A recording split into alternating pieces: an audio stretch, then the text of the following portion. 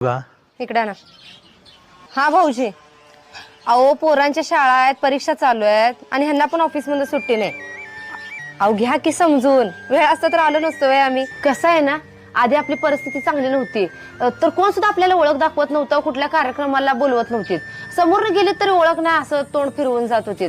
आणि आता आपली परिस्थिती जरा चांगली झाल्या तर लगेच हक्कानं तुम्ही आलंच पाहिजे याच म्हणून बोलवतात. माणसं जपली पाहिजे, नाती जपायची असतात. मग ही एकदमच कुठनं उगवलेत? आधी कुठे गेलती ह्यांची माणुसकी आणि नाती? बरोबर आहे तुझं, कळतंय का मला हे सगळं. त्यात माझा स्वभाव कसा आहे, मी कुणाला जास्त काही बोलायला जात नाही. तू मात्र पटकीने बोलतेस, त्यामुळे पाहुण्यांच्यात नातेवाईकांच्यात तू वाईट होतेस ग. त्यामुळे सगळ्यांना असं वाटतंय तुझ्यातच खोट आहे.